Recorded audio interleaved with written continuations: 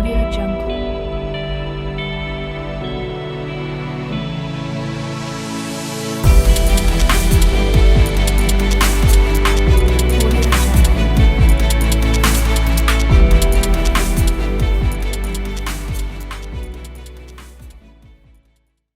Vamos a presentar a nuestro primer speaker.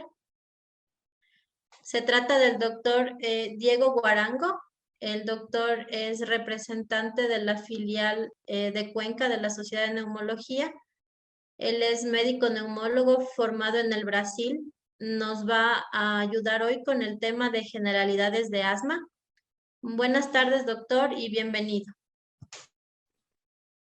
Buenas tardes, ¿cómo están? Sí.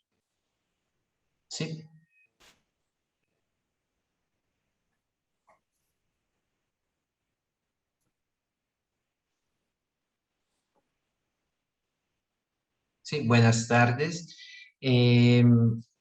Ayúdenme, tengo retorno, se comparte la pantalla. Sí, completamente, doctor. Perfecto. De la pantalla se le escucha muy bien. Ya, muy amable. Muchas gracias. Buenas tardes. Agradezco la invitación a tan digno evento. Vamos a conversar la tarde de hoy sobre asma. Espero que sea de su agrado y comencemos. El asma. Ya, puntos claves. Es una enfermedad altamente prevalente e infradiagnosticada. Tiene una predisposición genética. Se relaciona con tóxicos, con contaminación ambiental. Es una enfermedad inflamatoria crónica de la vía aérea.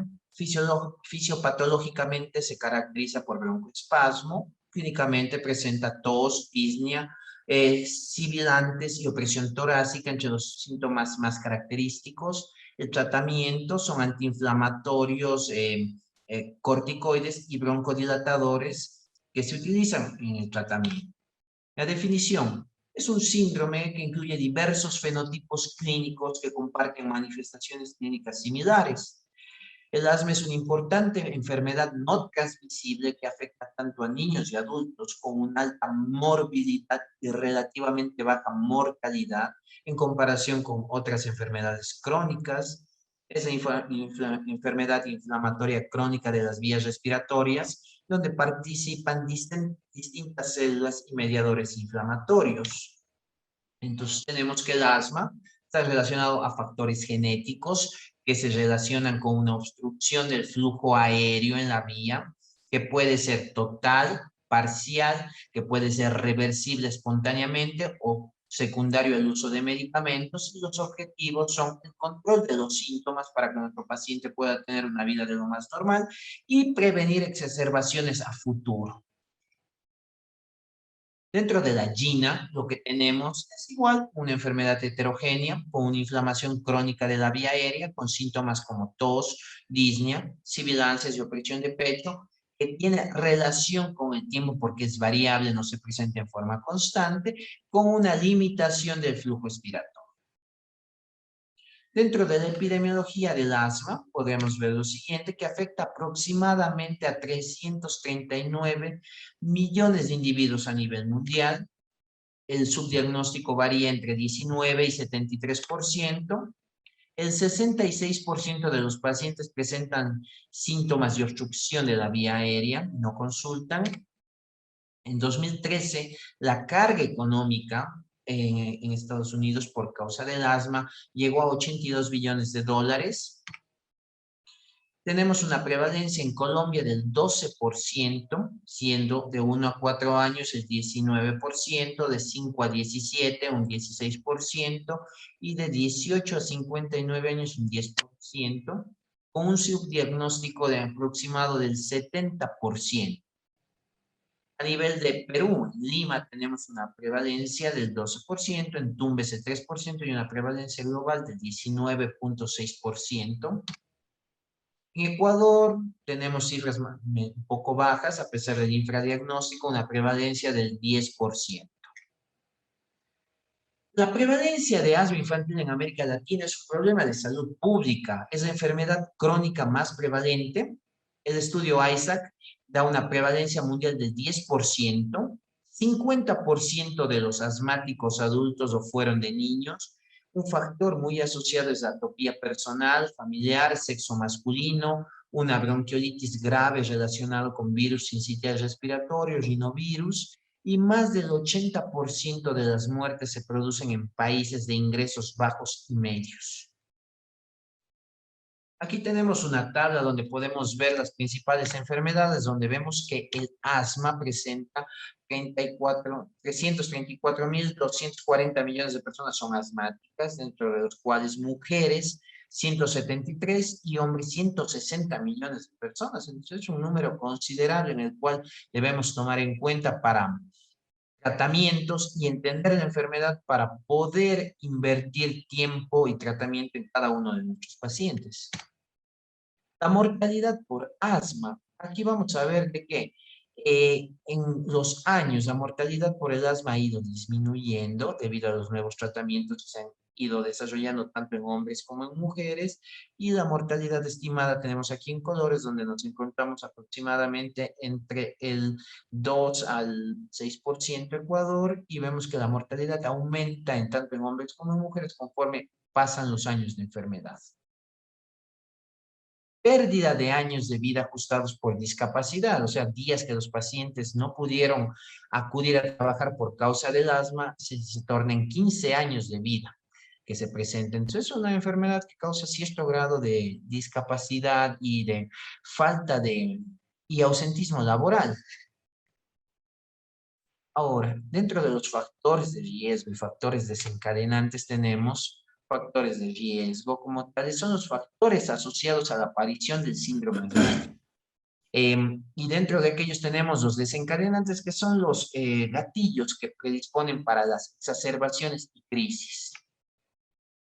Los factores asociados a la aparición de asma, tenemos factores propios del huésped, como es atopía, con un riesgo de 3.5 veces, una menarquia temprana, una obesidad, hiperrespuesta bronquial y la rinitis alérgica está asociado. Factores perinatales, edad de la madre, preeclampsia, prematuridad, nacer por cesárea, ictericia neonatal, lactancia, consumo de tabaco durante la gestación, la dieta de la madre influye mucho, la dieta de lactantes, si es a base de leche de fórmula o lactancia materna exclusiva, y la función pulmonar del neonato secundario a que el neonato acudió a unidad de cuidados intensivos o alguna lesión durante su nacimiento. Y los desencadenantes, como habían dicho, son gatillos que empeoran los síntomas y nos pueden llevar a una crisis asmática. Tenemos factores ambientales y factores sistémicos. Ambientales como son atmosféricos, contaminación ambiental, vegetales, polen de gramíneas, árboles, polen de malezas, domésticos, ácaros, epitelios de animales, las cucarachas también, hongos y virus, fármacos, antibióticos, aspirina, beta bloqueantes no selectivos sistémicos, tópicos, AINES, alimentos, huevo, leche, frutos, mariscos, varias cosas nos pueden desencadenar, y otros están asociados al asma eminentemente alérgica, como son veneno de himenópteros, como son las abejas y las avispas. Relacionado a los factores laborales, o sea, lo que está relacionado con el trabajo, tenemos en la industria farmacéutica, fármacos, en la industria de plásticos con usos de poliureteranos, en industrias de maderas, acerrerías, carpinterías, ebanisterías, metales, en fundiciones, trabajos con níquel, curtidos de piel, industrias de cosméticos, en peluquerías, bueno, hoy en día en menor medida el revelado de fotografías, refrigeración, tintes, y las sustancias de alto peso molecular generalmente son de origen vegetal. Tenemos en los personas que trabajan en granjas a nivel de agricultura, en puertos, en panaderías, personas que trabajan dentro de la industria cervecera, procesamiento de cacao, café, en la industria alimentaria, en gomas, con hongos, generalmente en panaderías, granjas, agricultores. Pueden estar factores que empeoren nuestro asma. Dentro de la fisiopatología, vamos a considerar que el asma tiene una causa genética que va a estar mediada por varias respuestas, mediadas principalmente en la fase alérgica por células TH2 con mediadores, GATA, interleuquinas, que van a producir inflamación, la percepción ambiental, respuestas inmunitarias, remodelación de la vía aérea, broncoconstricción y disfunción de la barrera epitelial. Entonces aquí el alérgeno ingresa a la célula epitelial, libera algunos factores que despiertan la activación de los macrófagos, de la misma forma despierta las células dendríticas, tiene un emisor y uno muy claro como es el CSL11 que despierta los eosinófilos dando una mayor inflamación. A su vez volvemos con las células dendríticas que se reactivan y se interconectan con los macrófagos por mediadores, estimuladores de las células por parte del timo, que van a activar las células TH2 y van a disparar algunas interleuquinas, como la interleuquina 4, la 13, que va a activar a las células B con producción de anticuerpos IgG que se van a pegar a los mastocitos, dando que la degranulación de los mastocitos con liberación de histamina, cisteínil, leucotrienos y prostaglandinas que van a actuar sobre el músculo liso, dando la broncoconstricción. Entonces, ¿qué tenemos? Que el asma puede ser un asma leve, severo, pero principalmente en los fenotipos de asma leve y severo y en una exacerbación están ligados por presencia de eosinófilos y las células de los mastocitos, ¿sí? Con citocinas que influyen, como son interleuquina 4, interleuquina 5 e interleuquina 13, que han sido fuertemente estudiados para tratamientos biológicos contra el asma. Los cambios estructurales que se produce generalmente a largo plazo una remodelación de las vías respiratorias con engrosamiento de la capa reticular de la membrana basal, hipertrofia e hiperplasia del músculo, de la musculatura lisa, con aumento de la angiogénesis, hiperplasia de las glándulas mucosas con secreción de moco, y esto queda una obstrucción con pérdida de la función pulmonar que nos desencadena que una fibrosis subepitelial que se presenta en la mayoría de casos cuando un asma no es tratado y se lleva mucho tiempo la enfermedad. Los mecanismos de obstrucción de la vía aérea, ¿qué es lo que tenemos? A contracción del músculo liso, que ya habíamos dicho a través de mediadores inflamatorios, a través de los mastocitos, edema de la vía respiratoria debido al exudado microvascular en respuesta a los mediadores inflamatorios. Sobre todo eso se presenta en las exacerbaciones agudas, que aparte de eso tenemos hipersecreción de moco por aumento de las células caliciformes en el epitelio y aumento del tamaño de las glándulas submucosas que puede llegar a producir tapones de moco. Cambios estructurales en la vía respiratoria, que es a lo que nunca queremos llegar, por lo cual debemos saber tratar de un asma, o una fibrosis subepitelial por depósito de fibras de colágeno y proteoglicanos bajo la membrana basal, que se caracteriza por hipertrofia, hiperplasia del músculo liso, aumento de la angiogénesis, con aumento de la permeabilidad y disminución del calibre de la vía aérea. Entonces, los efectos del tratamiento del asma van a ser ¿cuáles? Van a ser evitar todo esto, que se degranulen las células y que haya aumento de eosinófilos, por lo cual, ¿cuál es la terapia estándar? Inhalatoria y oral en ocasiones puede ser.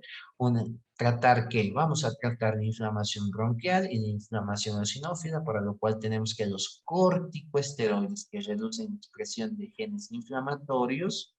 La hiperreactividad bronquial podemos utilizar que aquí antileucotrienos y agonistas beta 2 y los antimuscarínicos, que tanto en hiperreactividad como en la broncoconstricción, y al tratar todo esto con los fármacos que estamos indicando, podemos evitar una remodelación de la vía aérea, que es a lo que no queremos llegar en los pacientes. La clínica, las manifestaciones clínicas frecuentes de asma se deben basar en qué? En nuestro interrogatorio para saber qué le pasa al paciente. Entonces, tenemos preguntas clave de sospecha diagnóstica de asma. Por ejemplo, ha tenido silbido de pecho, tos, sobre todo en las noches, tos, silbido de pecho, ha tenido dificultad para respirar en algunas épocas del año o cuando se ha puesto en contacto con animales, tabaco, plantas, o usted siente que estos síntomas se presentan más en su lugar de trabajo, cuando hace ejercicio presenta los síntomas, ha tenido resfriados que duren más de 10 días, o lo que se dice vulgarmente que el resfriado comienza arriba y le baja los pulmones, ha utilizado medicamentos para mejorar los síntomas durante estos periodos de resfriados, tipo inhaladores. ¿Tiene usted algún tipo de alergia o algún familiar ya diagnosticado de asma o con alguna alergia? Entonces, pensando en esto, tenemos las manifestaciones clínicas de asma. Como ya sabíamos, tenemos factores de riesgo, antecedentes, rinitis alérgica, antecedentes de atopía o eczema, pólipos, síntomas estacionales, con síntomas los básicos que ya sabemos, sibilancias, disnea, tos, opresión de pecho. Y la exacerbación es común en todos los niveles. Por ejemplo, aquí tenemos una persona con una crisis que se queja de opresión de pecho, falta de aire, silbido de pecho, tos. ¿Qué, qué son lo característico? ¿Qué es variable con el tiempo? Se puede presentar en cualquier momento, principalmente en la noche por el ritmo circadiano, y existen factores que desencadenan esto. Por eso es que una exploración física normal no descarta el asma, porque en ocasiones el paciente acude a la consulta en la mañana, en la tarde, donde no hay mayores síntomas y podemos pensar que no se trata de un asma. Entonces hay que tener claro esto. Por lo tanto, ante un paciente con factores de riesgo, síntomas claves de asma, debemos pensar en pruebas funcionales, reversibilidad de la obstrucción de la vía aérea y pruebas de asma. Ahora, en niños tenemos fenotipos de asma. Las preguntas se basan en lo siguiente. ¿El niño pasa completamente bien entre los síntomas? ¿Y es así? Sí. ¿Los desencadenantes están relacionados con el frío como un factor? Sí. Eso es un asma por virus que se presenta en los virus más en las épocas frías. ¿El ejercicio es un desencadenante de asma? Sí, un asma inducido por ejercicio. En caso que el niño no pase bien durante los síntomas, tiene sensibilidad alérgica, hay algún alergeno o alguna condición que se expone a una abeja, un gato, un perro que desencadena los síntomas, sí pudiéramos pensar en un asma inducido por alergenos. Sí, y caso contrario, es un asma no resuelto que tendría que revalorar todo el tratamiento y ver si en verdad se trata de un asma.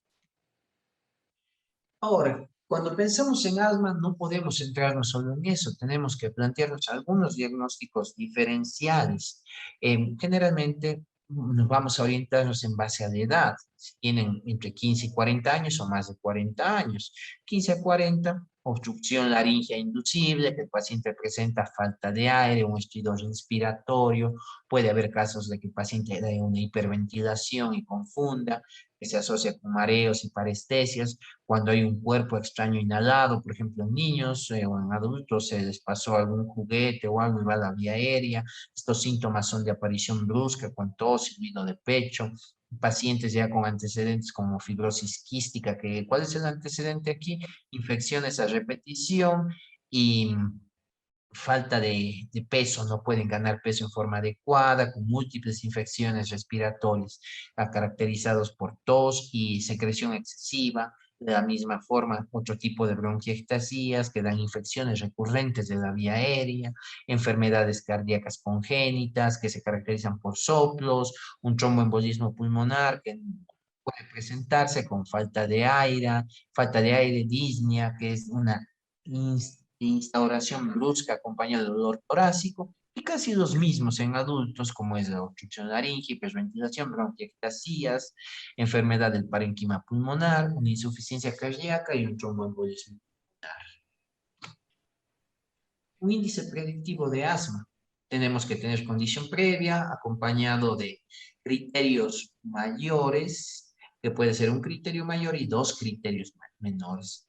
La condición previa, generalmente en niños, son lactantes con 3 o más episodios al año de sibilancias durante los 3 primeros años de vida, que cumplan un criterio mayor o dos criterios menores. ¿Cuáles son los criterios mayores? Que alguno de los padres tenga un diagnóstico ya de asma, un diagnóstico médico de un eczema atópico entre los 2 a los 3 años de edad, y los criterios menores, presencia de rinitis alérgica diagnosticada por un médico a los 2 o 3 años de edad, sibilancias no asociados a cuadros de resfriado común, eosinofilia en sangre periférica superior al 4%. Los diagnósticos diferenciales en asma infantil no varían mucho de lo que habíamos dicho en adultos. Tenemos la fibrosis quística, bronquiectasias, discinesia ciliar, enfermedad crónica pulmonar del prematuro, aspiración congénita por disfagia, cuerpo extraño en la vía aérea, reflujo gastroesofágico, una traqueomalacia, un anillo vascular, una obstrucción laringea inducida, una tos psicógena. En nuestro medio siempre hay que pensar en una tuberculosis pulmonar, una enfermedad intersticial crónica, una cardiopatía congénita, tumores primarios o secundarios de la vía aérea. Pasando un poco al diagnóstico, tenemos que saber de que el paciente que presenta todos los síntomas le vamos a someter a una espirometría. Una espirometría con prueba broncodilatador, donde vamos a tener que dos patrones. Un patrón con la referencia de que vamos a ver la relación entre el volumen expiratorio forzado en el primer segundo y la capacidad vital forzada, con una relación mayor a 0,7, es una espirometría normal, que si nos da una respuesta al broncodilatador, que ya veremos cómo se realiza esto, con un cambio delta en volumen expiratorio forzado en el primer segundo y en la capacidad vital forzada mayor al 12% y 200 ml de cambio, es una respuesta broncodilatadora positiva que confirma un diagnóstico de asma. Del mismo modo, un patrón obstructivo donde la relación volumen expiratorio forzado en el primer segundo, capacidad vital forzada, es menor a 0,7, es un patrón obstructivo que nos presenta que una respuesta broncodilatadora positiva con los mismos cambios, un cambio en la capacidad vital forzada y en el volumen expiratorio forzado mayor al 12% y 200 ml con normalización del patrón, o sea que ya no sea menor a 0,7, nos confirma un diagnóstico de asma. Aquí, ¿qué tenemos? Una prueba broncodilatadora. ¿En qué consiste? Realizamos una espirometría basada a un paciente. Tenemos la espirometría del primer paciente, la parte inspiratoria y la parte expiratoria.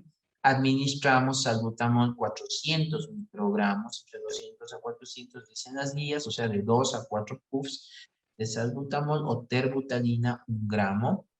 Procedemos a realizar una nueva espirometría tras 15 minutos de reposo y vamos a ver la relación. Si es una prueba positiva cuando hay un aumento en el volumen expiratorio forzado y en CBF de más del 12% y de 200 ml. Aquí tenemos un ejemplo, tenemos una espirometría pre-broncodilatador en negro y en rojo un post-broncodilatador, donde tenemos que en pre, la relación volumen expiratorio forzado en el primer segundo, capacidad vital forzada es menor a 0,7, un patrón obstructivo, que a pesar de eso tiene valores casi dentro de lo normal, una disminución en volumen expiratorio forzado. Tras la administración de qué? Del broncodilatador y esperar 15 a 20 minutos, tenemos que hay una normalización. ¿Por qué? De la función. ¿Por qué? Porque la relación está arriba de 0,7 y hay un cambio de ¿cuánto? De 12% y 200 ml en volumen expiratorio forzado. Entonces es una prueba compatible con respuesta del broncodilatador más la clínica. Va a ser un diagnóstico clínico de asma. Ahora, ¿qué hacemos en el caso que lleguemos al punto que tenemos una respuesta broncodilatadora negativa y seguimos sospechando en asma? Podemos realizar una prueba de un pico de flujo expiratorio en domicilio, que para que sea positivo para asma nos tiene que dar una variabilidad mayor al 20%. Este es un pico de flujo, es un aparato portátil que puede utilizar el paciente, que consiste en que en mediciones tenemos parámetros mínimos y parámetros máximos que marcamos dependiendo el sexo, edad y talla del paciente principalmente, y comenzamos a hacer día 1, día 14, y vamos midiendo en la mañana, en la tarde, y vamos viendo la variabilidad de la enfermedad, y si hay una variación del 20% de un horario a otro, podemos pensar que se trata de un asma. Inclusive nos sirve en el seguimiento de enfermedades cuando iniciamos tratamiento y no tenemos espirometría, y aquí administramos tratamiento inhalatorio y comenzamos a ver y hay un cambio en la variabilidad de la función del pico. de flujo que nos indica un diagnóstico positivo para asma. Si a pesar de eso tenemos una prueba con respuesta broncodilatadora negativa, no tenemos un pico de flujo, estamos en un sitio que tiene condiciones, podemos realizar un test de óxido nítrico exhalado, donde 40 partes por millón es positivo para un diagnóstico de asma. La medición de FeNO, o fracción exhalada de dióxido nítrico, es una medida no invasiva que nos va a demostrar la inflamación bronquial de fenotipo alérgico, o sea, T2. Tiene una elevada sensibilidad y especificidad en pacientes no fumadores sin tratamiento con corticoides. El valor normal del FeNO no excluye un diagnóstico de asma, porque hay casos en los pacientes fuman o tienen consumos altos de nitratos, puede variar la prueba. Tiene un alto valor predictivo positivo de respuesta a corticosteroides en cualquier patología respiratoria. ¿Qué tenemos aquí? Tenemos el diagnóstico, un adulto que se le realiza la prueba, teniendo algunas consideraciones, que ya veremos. Si el adulto realiza la prueba, con una fracción de FeNO menor al 5%, menor a 5 partes por millones, es negativo para asma, pero tenemos que considerar que no sea fumador y algunas consideraciones en niños. Cuando es poco probable, entre 5 y 25 partes por millón, podemos considerar que se trata de un asma neutrofílico, ansiedad, una disfunción de cuerda vocal, una rinitis, una enfermedad cardíaca, un reflujo gastroesofágico. Cuando es presente pero leve entre 25 a 50 partes por millón, tenemos que ayudarnos de la presentación clínica, pero ya es muy corroborativo para un diagnóstico de asma. Y mayor a 50 asociado a enfermedades atópicas, tenemos una alta probabilidad de que se trate de un asma. Y posible efecto del FeNO. ¿Cuándo nos puede dar un falsos positivos o falsos negativos? Cuando tenemos una infección de las vías respiratorias, en un caso de una rinitis alérgica, en pacientes que consumen dietas ricas en nitratos, como es espinaca, albahaca, rúcula, que se consume bastante en Brasil, pruebas espirométricas bajas nos pueden dar falsos negativos, que el paciente no sopló en forma adecuada en la segunda parte del examen. Consumo de alcohol, broncoconstricción, discinesia ciliar, fibrosis quística y consumo de tabaco pueden variar la calidad de la. Perfecto. Si a pesar de eso, estamos con una respuesta broncodilatadora negativa, no tenemos prueba y podemos hacer algo más, podemos hacer una prueba de broncoconstricción, la cual puede ser positiva para asma. ¿En qué consiste? En realizar espirometrías paulatinas, varias espirometrías con un tiempo y en cada espirometría administrar dosis de metacolina y realizar espirometrías cada 2 minutos y ver una caída de la función pulmonar mayor al 20%. Tenemos un test positivo, una provocación con metacolina con un diagnóstico de hiperactividad bronquial que asociado a la clínica pudiera ser un diagnóstico de. Ahora vamos acá, tenemos una respuesta broncodilatadora negativa, ya realizamos un FeNO que nos dio 40 partes por millón, se concluyó un diagnóstico de asma, y en el caso que sea menor a 40 partes por millón y tengamos dudas, podemos dar un tratamiento, una prueba terapéutica, dar tratamiento con glucocorticoides, prednisona 40 miligramos al día por 14 a 21 días, y podemos repetir la espirometría y ver si se presenta o no más o hay normalización del patrón respiratorio tras la administración de corticoides, y a pesar de tener una persistencia del patrón obstructivo, podemos revalorar y puede tratarse de un EPOC. Ahora, en cuanto a la radiografía de tórax, un paciente que no está en crisis o un paciente con una crisis leve, no encontramos mayores anomalías que una radiografía normal de tórax, no vamos a ver gran cosa en ese momento. Ahora, ¿qué nos espera ver en una tomografía que puede encontrarse en pacientes asmáticos? Podemos encontrar bronquiectasías, como estamos aquí señalando, una bronquiectasia cilíndrica. Podemos ver engrosamiento de la pared bronquial, que se dibujan mucho mejor los bronquios. Podemos ver también un mosaico ventilatorio, donde vemos cambios en la ventilación del pulmón que se caracterizan por diferentes tonalidades, diferentes áreas. Podemos encontrar impactación mucoide, un bronquio tapado que se bifurca y se grafica todo el con moco en su interior. Ahora, las pruebas alérgicas se pueden utilizar en asma. Van a determinar sensibilidad a aeroalergenos que influyan para el desencadenante del asma.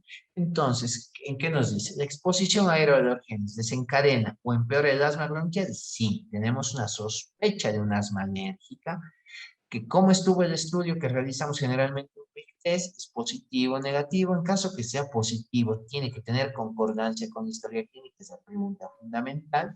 En caso que sí tenga, se trata de un asma alérgica, ¿cuál es la concordancia? Que haya desencadenado tos, broncoespasmo, falta de aire. En caso que no, puede ser una sensibilización sin relevancia clínica con asma.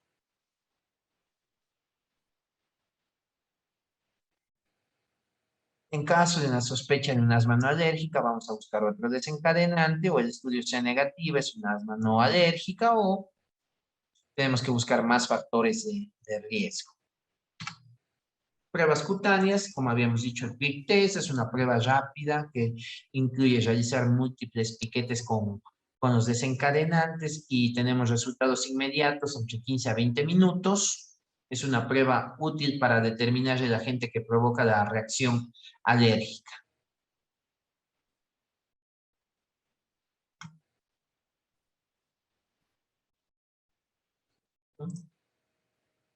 Ya.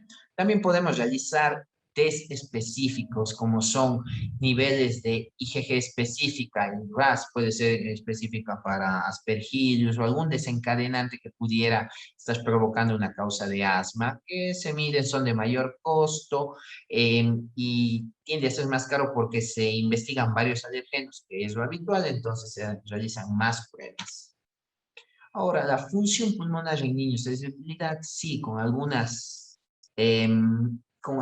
acotaciones, que se puede realizar espirometrías en niños mayores de 3 años, se puede, pero con cierta dificultad, ya que la espirometría es un examen dependiente del paciente. El paciente no está con una buena atención, no nos entendió, no tiene una afinidad para realizar la prueba, no es un momento adecuado para él, pueden haber dificultades, más aún en niños. En niños, si logramos realizar una espirometría, podemos tener lo siguiente, que el cociente de obstrucción, la relación volumen expiratorio forzado en el primer segundo, capacidad vital forzada es menor a 0,85 o a 0,90. ¿Qué realizamos? Si tenemos las opciones, podemos realizar una prueba de broncodilatador, la cual si es positivo, y es un diagnóstico de asma. Si no es negativa, podemos hacer una prueba de provocación con metacolina o hacer ejercicio, y si es positiva, hacer un diagnóstico de asma. Caso que la prueba con broncodilatador sea negativa, metacolina negativa, podemos hacer hasta en ocasiones reacción exhalada de óxido nítrico en niños, si es negativa, tenemos que hacer otros diagnósticos alternativos. Caso que no haya disponibilidad de realizar espirometría, podemos hacer una prueba terapéutica iniciando glucocorticoides inhalados más SABA, beta 2 de acción corta, y dar un tratamiento de 6 a 10 semanas y revalorar. Si hay una buena respuesta al tratamiento, podemos hacer un diagnóstico de asma. En caso que haya una mala respuesta, revaloraremos todo el caso y pensaremos en otras opciones terapéuticas y diagnósticas. Ahora, ¿cómo vamos a ver el control y la gravedad del asma? El control se basa en dos, en alcanzar y en reducir. En alcanzar, que el control actual de la enfermedad, que va a estar definido por que no existan síntomas, que el paciente pueda realizar actividades, que el paciente utilice su medicación de alivio para las crisis de broncoespasmos y que se tenga una función pulmonar mantenida. Y a futuro, ¿qué es lo que queremos? Reducir riesgos a futuro, como es pérdida de la función pulmonar, que aparezcan exacerbaciones o efectos adversos de tratamientos en los pacientes. ¿Cómo vamos a ver un control desde el punto de vista clínico? Ha sido un interrogatorio el paciente, ¿basado en qué? Basado en la clínica, que nos vamos a regir a si el paciente presenta síntomas diurnos como son tos, falta de aire, disnea, opresión de pecho, limitación en sus actividades, si el paciente despierta y qué tanto necesitó medicación de rescate en los beta 2 de acción corta y qué tantas exacerbaciones ha presentado el paciente. En base a la función pulmonar, vemos el volumen expiratorio forzado o el pico de flujo. Si nos basamos en cuántas veces por día o en el mes ha presentado síntomas diurnos, si es menor a 2, un asma bien controlada, si es mayor a 2 días a la semana, un asma parcialmente controlada, si presenta síntomas nocturnos en cualquier momento, sería un asma parcialmente controlada, si no presenta, un asma bien controlada y vamos así. Si ha utilizado poca medicación de rescate, menos de 2 días al mes, es un asma bien controlada, y si ha necesitado más de 2 días por semana de medicación de rescate, es un asma parcialmente controlada. Los valores de volumen expiratorio forzado, bien controlada, mayor al 80, parcialmente controlada, menor al 80. Número de exacerbación, si no tiene ninguna exacerbación en un año, en una semana, el paciente, un asma bien controlada, y parcialmente controlada si tiene más de una exacerbación por año, se considera un asma parcialmente controlado. En caso que digamos un asma mal controlado, va a ser aquel que tenga 3 características de un asma parcialmente controlada y puede presentar más de una exacerbación en cualquier semana.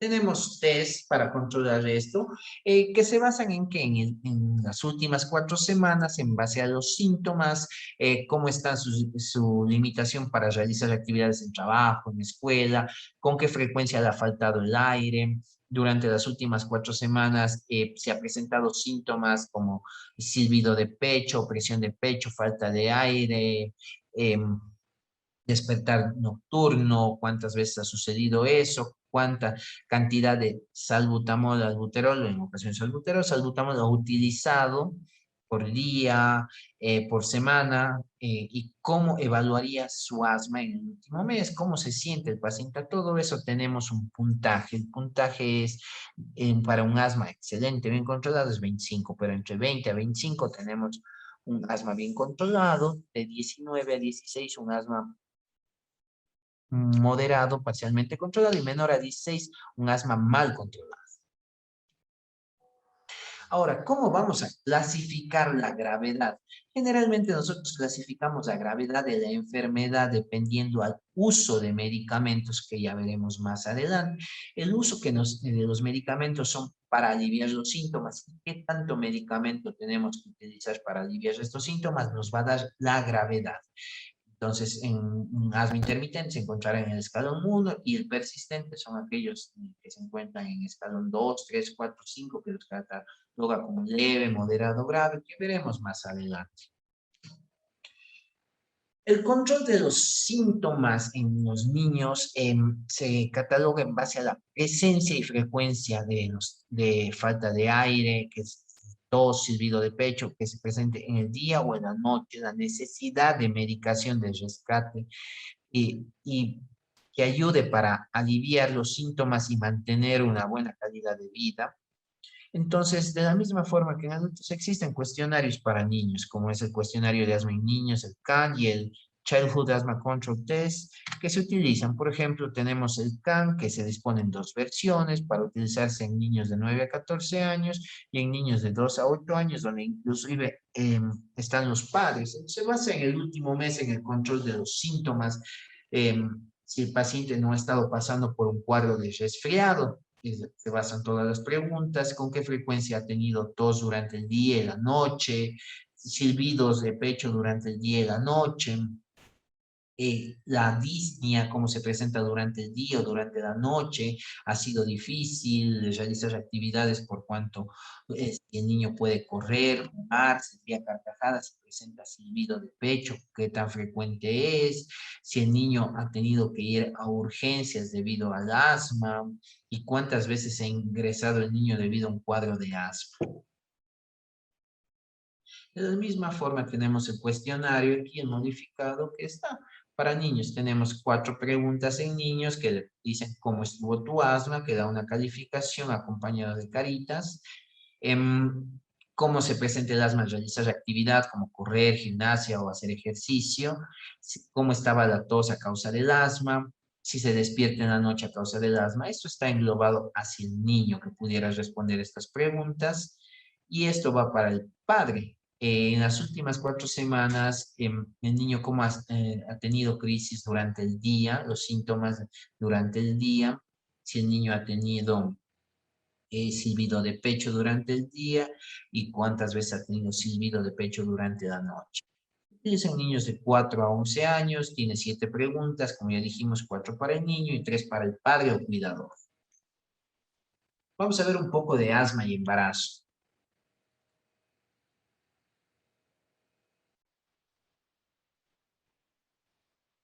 Asma y embarazo.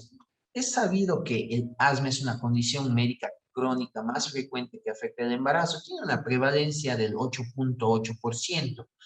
El asma durante el embarazo puede empeorar, mejorar y desaparecer o permanecer sin cambios. Es una condición que todavía no sabemos, pero existen las tres variables.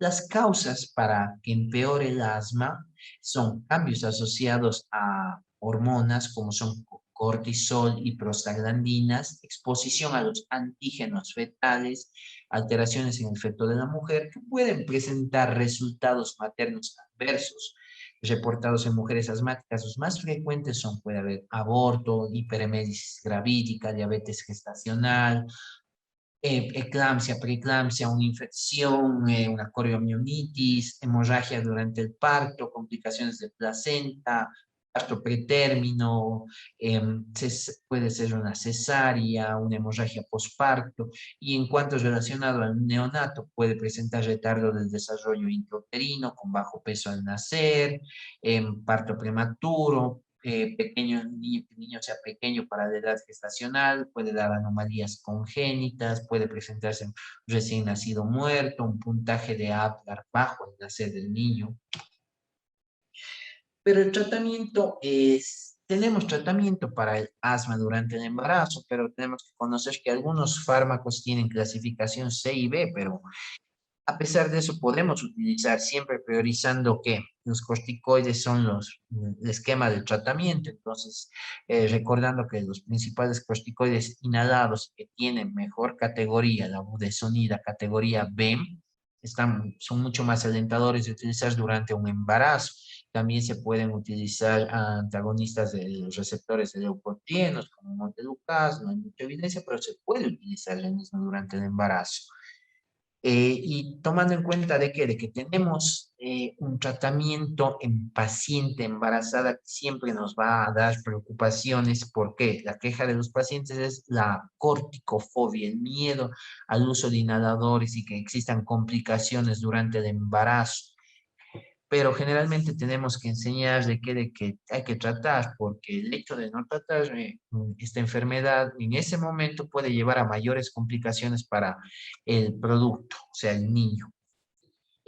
Los medicamentos, si estamos en un paciente con bajos síntomas que necesita un tratamiento leve, esporádico, ninguno. Si no, podemos pasar a utilizar en un segundo escalón dosis bajas de corticoides o subirnos a dosis de corticoides, asociar en ocasiones dosis media de corticoides más beta-2 agonistas de acción larga o subir a dosis altas de corticoides más beta-agonistas de acción larga o inclusive asociar ya todo esto prednisona oral.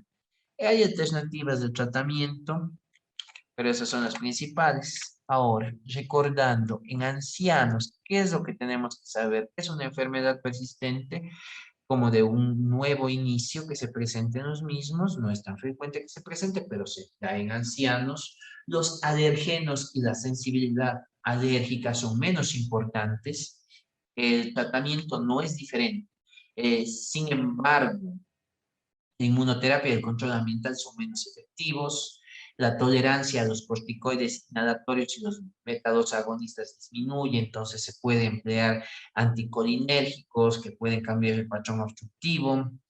Las infecciones son una causa importante de exacerbación grave, el estado de vacunación debe verificarse, los efectos secundarios de medicamentos son un desafío mayor en estos casos.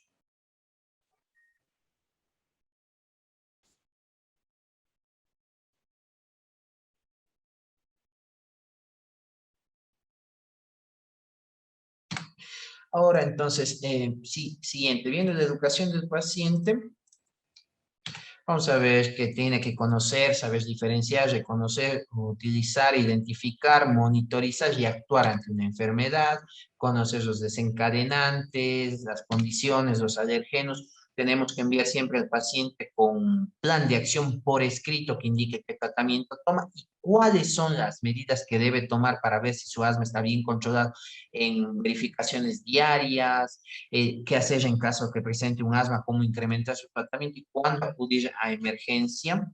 Los pilares del tratamiento, ya sabemos, prevenir exacerbaciones con uso de corticoides y beta-2 de corte y prevenir pérdida de función pulmonar y evitar exacerbaciones a futuro.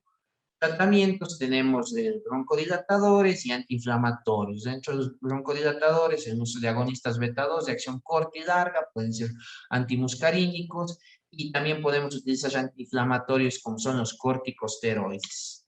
Las características que tenemos salbutamol presentado en nuestro medio y el tiempo de acción con una duración aproximadamente de 6 horas. El formoterol también se presenta en nuestro medio, un inicio rápido, 3 a 5 minutos, igual que el salbutamol, con un tiempo de una vida media de 12 horas puede utilizarse. Tenemos corticoides que se presentan como son budesonida, en nuestro medio en dosis baja de 200 a 400, dosis media 480 y alta de 800. Y ahora, hablando sobre los tipos de inhaladores, que no es el objetivo, ni nos toca abrir rasgos, tenemos más de 250 tipos de inhaladores. Y tenemos que recordar de que el inhalador es el que mejor se adapta a nuestro paciente. Tenemos en spray, que son los MDI, polvo seco o los de niebla suave que se utilizan, como acá. Tenemos algunas variantes. Tenemos que tomar en cuenta la elección de nuestro inhalador para ver en base a la velocidad, la duración del aerosol, el tiempo, el tamaño de partículas y la resistencia. Una iniciativa es el usar cámaras inhalatorias que mejoran la deposición del medicamento donde se desea y disminuye el uso de propelentes, que los mismos se vayan dispersando y se produzcan partículas de menor tamaño que lleguen a la vía aérea. Los escalones de tratamiento, nosotros tenemos escalones de tratamiento en base a la guía GEMA. El escalón 1, que nos pretende utilizar beta-2 de acción corta, como salbutamol, o puede haber una opción de utilizar formoterol budesonida. Tenemos que tomar en cuenta el peligro de la sobreutilización en monoterapia, el número de veces, que se utilice 10 minutos en asma inducido por ejercicio. No hay superioridad. En el escalón 2 tenemos dosis bajas de corticoides inhalatorios como elección, puede ser fluticasona en presentaciones de 50, 125, 250, que se utiliza cada 12 horas, o budesonida de 200 a 400 microgramos. Los retos, hay que tratar la inflamación subyacente, o sea, disminuir la inflamación, no solo la broncodilatación, mejorar la adherencia del tratamiento por el paciente y la percepción de los síntomas, sobre todo en pacientes geriátricos y pediátricos tenemos el problema que pueden ser pacientes hipoperceptores, que no entienden los síntomas, consideran como algo normal y dan muy por encima de las quejas a sus cuidadores. Ahora, comparando, esto es algo importante, una dosis baja y continua de corticoide inhalatorio resulta en mejoras de la hiperreactividad de las vías aéreas en pacientes con asma leve. Entonces, tenemos este estudio donde se dio placebo y fluticasona a lo largo de los meses, a 12 meses de tratamiento, vemos un inicio y vemos que hubo una mejoría del 6% en la función pulmonar de los pacientes. Hubo una respuesta en la vía aérea, disminuir la broncoconstricción, sobre todo en el que se vio en volumen expiratorio forzado en el primer segundo, y una disminución en el recuento de eosinófilos. De la misma forma, el tratamiento continuo con corticoides disminuye la actividad bronquial, el porcentaje de eosinófilos en esputo y mejora los puntajes del ACT y mejora el número de días libres de asma. Aquí tenemos una diapositiva que nos muestra que el uso excesivo de SABA, o sea, puede ser aquí salbutamol, está asociado aquí a una mayor mortalidad cuando se utiliza más de 2 canisters por año, o el uso de corticoides en vía inhalatoria disminuye la mortalidad por año.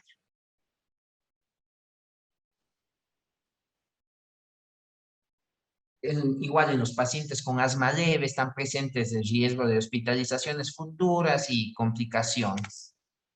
que están presentes las exacerbaciones en ellos y considerar lo siguiente. En estudios publicados tenemos que la monoterapia con corticoide inhalatorio tiene una eficacia superior en niños y adultos con asma versus el uso de los inhibidores de leucotrienos, la superioridad de tratamiento de los glucocorticoides y que los glucocorticoides inhalatorios son la monoterapia de elección.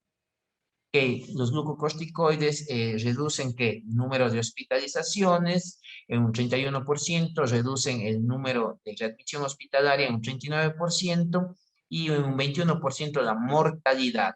Y tiene un menor chance de muerte relacionada por asma en un 4.6%. En el escalón 3, que ya vimos que había algunas críticas acá del escalón 1 y 2, la indicación es utilizar glucocorticoides a dosis bajas, como salmeterol fluticasona, formoterol budesonida y vilanterol fluticasona. En el escalón 4 ya dosis de glucocorticoides más medias, más uso de los beta-2 de acción larga, como son salmeterol fluticasona, formoterol budesonida, si pueden emplear.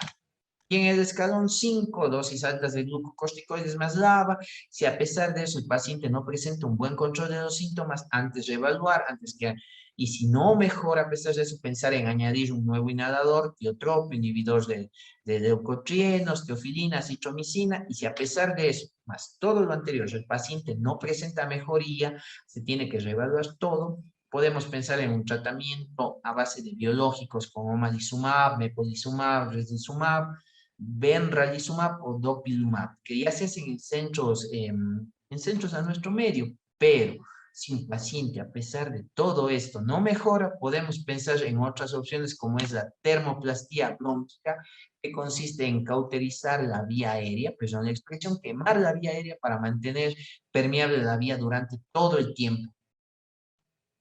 Y un poco más, solo en asma en niños, ya termino en unos minutos. Ya sabemos la espirometría, los cuestionarios que existen. Los puntos claves son enseñar al niño sobre el asma, el control ambiental, el tratamiento, que debe haber adherencia y uso adecuado de inhaladores, como son broncodilatadores, corticoides, autocontrol, que el niño sepa cuándo se presentan los síntomas, que exista un plan escrito y entregado por el médico al cuidador para ver si está pasando algo mal, si hay un efecto adverso del medicamento o está pasando algo. Siempre vigila si el niño asiste a escuela, puede realizar práctica deportiva y tiene una calidad de vida con autonomía. Igual el tratamiento, siempre van a ser el eslabón, los glucocorticoides en dosis bajas, y en niños mayores, bueno, aquí tenemos de 4 años, 4 a 6 años, se pueden comenzar a utilizar beta-2 de acción larga, siempre asociado a glucocorticoides. Y revisar siempre el plan de acción de CAS, que es reducción de las hospitalizaciones, reducción de consultas emergencias, reducción de consultas no programadas, menor ausentismo laboral y escolar y menos despertares no. Para terminar, tenemos que el uso continuo de corticoide inhalatorio es superior a un uso intermitente en cuanto a mejoría de la función pulmonar, menores marcadores de inflamación de la vía respiratoria, mejor control de asma y menor uso de rescatadores, como son los beta-2. Yo les agradezco por su tiempo.